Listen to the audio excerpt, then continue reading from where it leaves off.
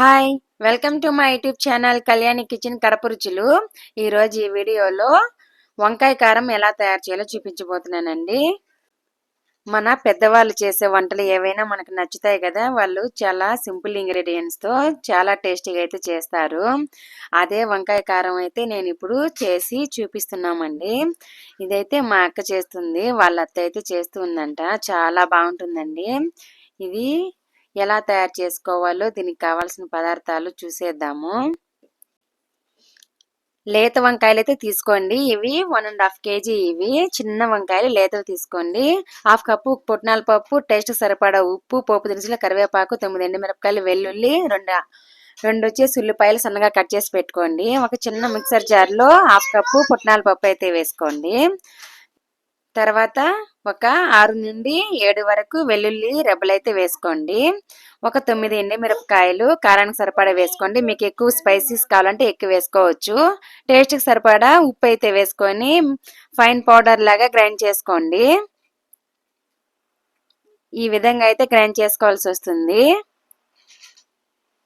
ఇప్పుడు ఈ వంకాయల్ని కట్ చేసుకుందాము. శుభ్రంగా 1-2 సార్లు అయితే కడిగి ఉంచుకొని కట్ చేయండి. ఈ విధంగా 4 భాగాలుగా కట్ చేసి నీళ్ళల్లో వేసి పెట్టుకోండి, కందిపోకుండా ఉంటాయి. నీళ్ళల్లో వేసుకొని ఆ నీళ్ళు వంపేసి ఇంకో నీళ్ళల్లో అయితే టేస్ట్కి సరిపడా కొద్దిగా ఉప్పు వేయండి, బాగుంటుంది. ఉడికించుకోవాలండి ఒక 15 minutes పాటు హై ఫ్లేమ్లో. ఇవి 70% ఉడికించుకోవాల్సి వస్తుంది. ఈ విధంగా ఒకసారి మిక్స్ చేసుకుంటూ ఉడికించుకోవాలి. ఇవైతే మనకు ఉడికాయండి 70%. ఇప్పుడు తీసేసి ఒక ప్లేట్లోకి వేసుకుందాము. ఇవి బాగా చల్లారిపోవాలి, వేడి అసలే ఉండకూడదండి, బాగా చల్లారనివ్వాలి. ఇప్పుడు ఒక్కొక్క వంకాయని తీసుకొని ఈ విధంగా అందులో గ్రైండ్ చేసి పెట్టుకున్న పప్పల పొడిని అయితే పెట్టుకోవాలి. ఇలా ఒక్కొక్క వంకాయకి ఈ పొడిని బాగా పట్టేలాగా ఒక 1/2 టేబుల్ స్పూన్ కానీ 3/4 టేబుల్ స్పూన్ కానీ ఈ పొడిని అయితే పెట్టుకొని ఈ విధంగా లడ్డుని ఎలా అయితే చుడతామో అలా చుట్టుకోవాలి. లేదా దారంతో అయినా కట్టుకోవచ్చండి. మా అక్కకైతే ఎక్స్పీరియన్స్ ఉంది కాబట్టి దారం అయితే ఏం కట్టలేదు. కొత్త వాళ్ళైతే దారం కట్టండి ఇక్కడ వంకాయ చుట్టూ, అప్పుడు ఊడిపోకుండా అనేది ఉంటుంది. మనకు పెట్టిన పప్పల పొడి అయితే అలానే ఉంటుంది. ఈ విధంగా ఒక్కొక్క వంకాయకి పప్పల పొడి పెట్టుకుంటూ రావాలండి. ఈ విధంగా అయితే అన్నీ చేసుకొని పక్కన పెట్టుకోవాలి. మీరు క్వాంటిటీ అనేది తక్కువ కావాలంటే తీసుకోండి.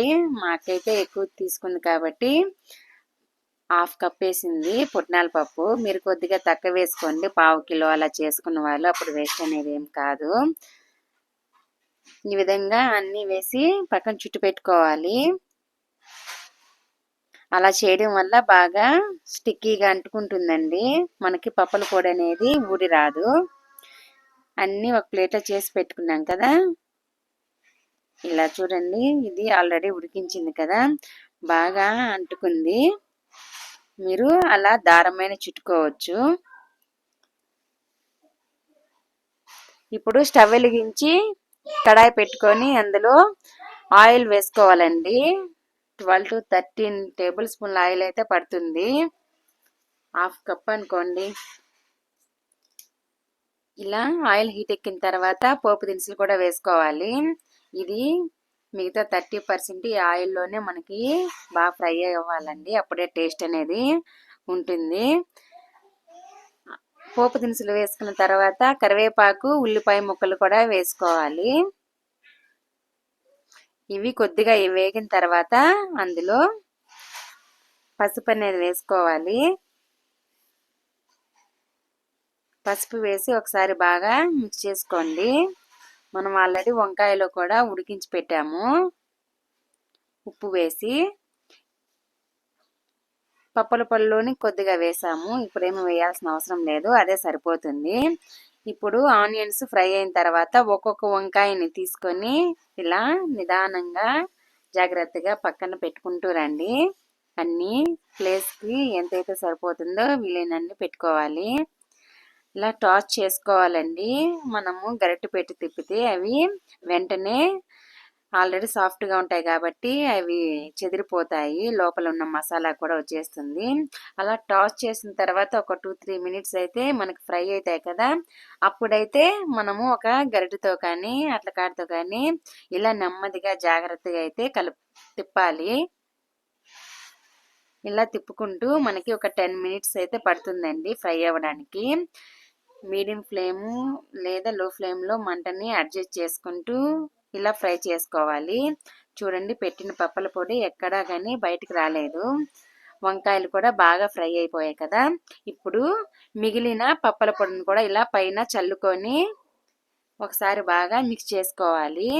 ఈ పప్పల పొడి ఇలా వేయడం వల్ల ఇలానే రైస్లోకైనా తినొచ్చు, లేదా పప్పుచారు పప్పులోకైనా సైడ్ డిష్కి అయితే చేసుకోవచ్చండి. అసలుకి ఎంత బాగుంటుందండి, భలేగా ఉంటాయి. అలా ఒక్కొక్క వంకాయని నోట్లో పెట్టుకొని తిన్నామంటే చాలా బాగుంటుంది. అలా నోట్లో పెట్టుకోగానే అలా కరిగిపోతాయి. తింటూ ఉండే కొద్దీ ఇంకా తినాలనిపిస్తుంది.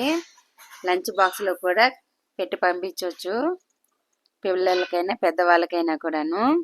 ఇలా తప్పకుండా ఇంట్లో మీరు కూడా ఒకసారి ట్రై చేయండి. అంతే అండి, ఎంతో ఈజీగా టేస్టీగా చేసుకుని వంకాయ కారం రెడీ అయిపోయింది.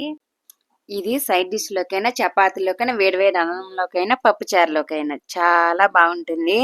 ఇంట్లో తప్పకుండా ఒకసారి ట్రై చేయండి, మీకు ఖచ్చితంగా నచ్చుతుంది. ఈ వంకాయ కారం అనేది మన పెద్దవాళ్ళు చేసిన రెసిపీస్ అప్పుడప్పుడు చేసుకోవాలి. నేను ఇంకో మంచి వీడియోతో వస్తాను. Thanks for watching. బాయ్.